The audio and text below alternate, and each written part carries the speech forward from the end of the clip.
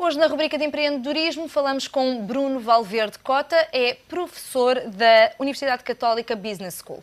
Muito obrigada por estar nesta edição das 12. Obrigado, eu. Vamos falar de novas atitudes, vamos falar de empreendedorismo e vamos falar de uma atitude positiva. Os portugueses devem mudar ou não de atitude?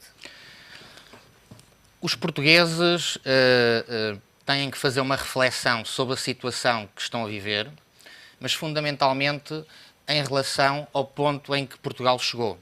E a questão que se põe é a seguinte: será que aquilo que os portugueses sempre fizeram deu bons resultados? O que é um facto é que nós estamos a viver uma crise económica, uma crise financeira, obviamente que deve-se não apenas a fatores intrínsecos a Portugal, mas a fatores externos, como nós sabemos. O que é um facto é que nós temos que pensar que não podemos mais ter uma atitude de dependência do Estado. Ou seja, temos que perceber que a atitude face ao risco para empreender novas empresas, a atitude face ao risco para empreender em novos investimentos, não pode depender do Estado, mas tem que depender fundamentalmente dos portugueses.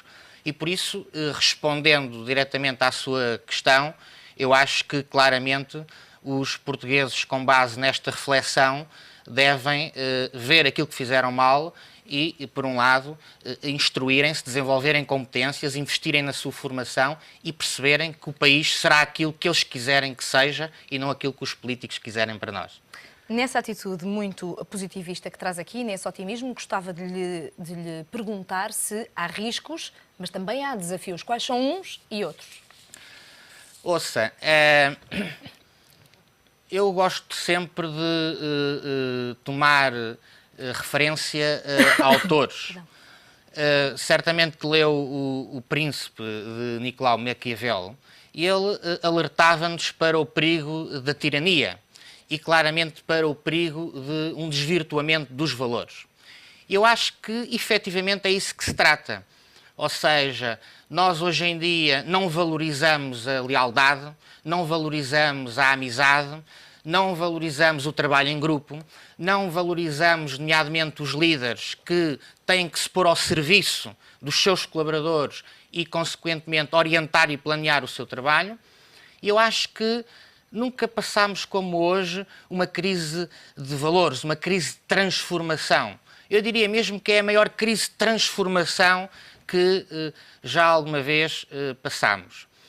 E por isso, claramente, temos que inverter essa tendência e, nomeadamente, começar a investir naquilo que eu costumo chamar de uma maior humanização. Mas ajude-nos a fazer esse exercício, transformando todas essas palavras otimistas na prática. Que atitude é que acha que um trabalhador deve ter, por exemplo, numa empresa? Entra para uma empresa, deve mudar a atitude radicalmente, deve ser subserviente, deve fazer aquilo que lhe dizem, deve ter novas ideias, deve arriscar, deve pensar e propor até trabalhar fora se for uma multinacional. Ajude-nos a fazer esse exercício prático.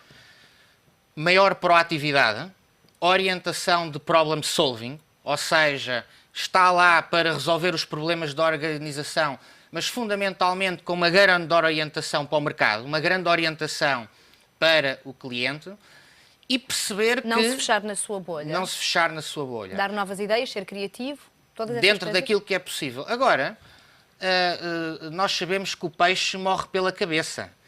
E apodrece pela cabeça, perdão. E por isso, claramente, aquilo que nós temos que pensar é que temos que aqui um investimento de formação ao nível das lideranças. Hoje os líderes têm que pensar de uma forma diferente, pensarem só no curto prazo, pensarem só de um ponto de vista financeiro, deu o que deu, e por isso, se conseguirem desenvolver numa organização um espírito de grupo em que todos sabem aquilo que é expectável fazer, todos sabem as funções que toda a equipa está a fazer, orientados num todo para um resultado comum, que é uma organização, os resultados serão mais positivos. Permita-me que lhe diga uma coisa. Se nós quisermos olhar para a organização do Estado como um todo,